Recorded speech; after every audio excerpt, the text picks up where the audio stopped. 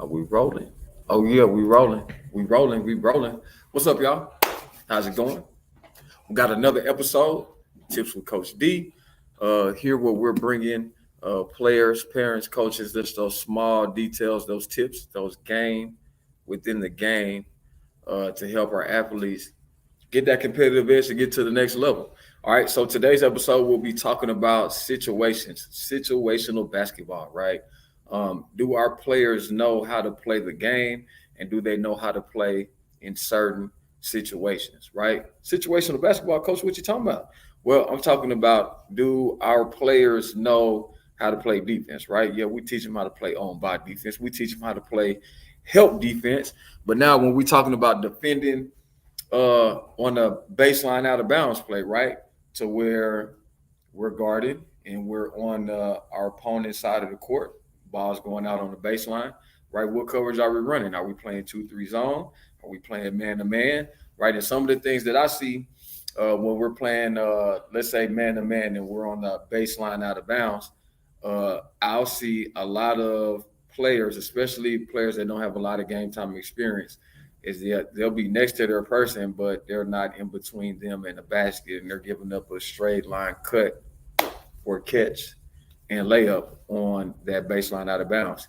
And so, are we teaching? Are we coaching our players up on how to defend that situation? Right? Are we in between the ball and our matchup? Are we in between them and the basket? Right? Are we taking away that straight line cut? Are we what about the elementary one where we got elbows and blocks, and then they just switch side? Are we going to chase it with our back to the ball? Are we going to switch it?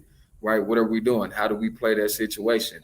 Right? How do we defend the sideline out of bounds going towards the opponent basket? Right? If we're playing man to man, are we going to be up on them to the point to where we give up that cut right away and we're chasing them and gonna foul them for the and one? Right? So we got to make sure that our players understand how to guard and how to play in those certain situations defensively, right? Now, offensively, right, we got to learn how to play with a lead, right? How do we play the game if there's, let's say, 2-3 minutes left in the game? We got an 8-10 point lead, right? How are we going to play that, right? And so the way that we like to play that situation, we want to make that game as short as possible. We want that time to roll off the clock. So we're not going to rush and force a shot, right? We're going to use some clock. We're going to cut, right? If we can get a layup off of a good cut, yeah, we'll take that.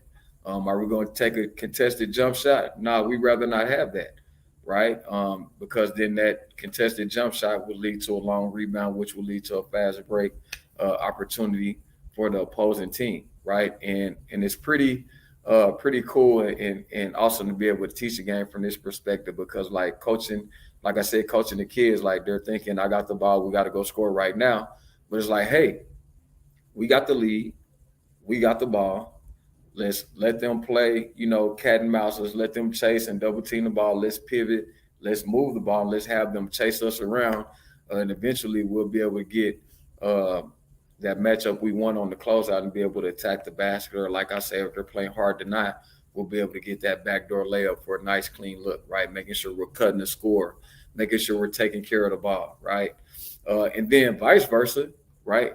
How do we play from behind, right? What if we're down 6 to 8 points, right? Can we sit back and just let the other team dribble the clock out or pass the clock out? No, we got to have the ball. So since we're down, we got to make the game a little longer. So we might have to foul, right? We might have to use the bonus to our advantage to help get us more possessions on offense, right? And so it's funny, when I first started out and I was telling kids to foul, right? They'll run up to them and shove them in the back, right? And so not only do we get the foul, right, but it's an intentional foul. They get the ball. They get 2 free throws, right? So it defeats the purpose. So situationally, right, we got to teach the kids how to go for the ball and get some wrist or something like that when you try to foul. Make sure you're making a basketball play when we're getting that foul. Don't foul them. If they're already shooting, don't foul them. Just box out, get the rebound so we can play, right? So playing from behind, we got to play a little bit quicker than we do with a lead. So we want to take the best available shot. We want to push the ball ahead. We want to look for those quick hitters, right? We might get a quick down screen for a quick shot on the wing, whatever the case may be. And some of the things that we like to do, whether it be with A Sports or whether it be with Molina High School, is we like to play these little 4-minute situational games to where we put the kids in the position that they're going to be at in the game, right? So we may put one team down 6 points, right? With 3 minutes left, we'll start a team on the free throw line with the 1-and-1, and then we play it out.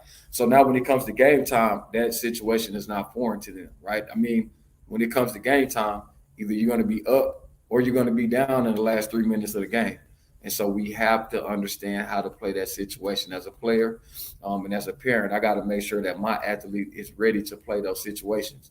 So again, right, sit down, watch the game, talk the game, right, point out little things that you can see, whether it be playoff basketball, right, where it's a little bit more strategic, where everybody's really, really playing to win. Tournament basketball, right, you get to see those situations to where the kids have been prepared, or if they have not been prepared on how to handle certain situations within the game, right? The game within the game. All right, so we ain't gonna hold you all day. That's our tip with Coach D. That's our episode, right? Talking situational basketball. Does your kid know the score? Do they know the time? Do they know the situation? Do they know how many timeouts we got? How many fouls we have to give? If the other team is in the bonus, we got to know all of these things so that our players can have that competitive edge to get to the next level. All right, peace out. See you for the next episode.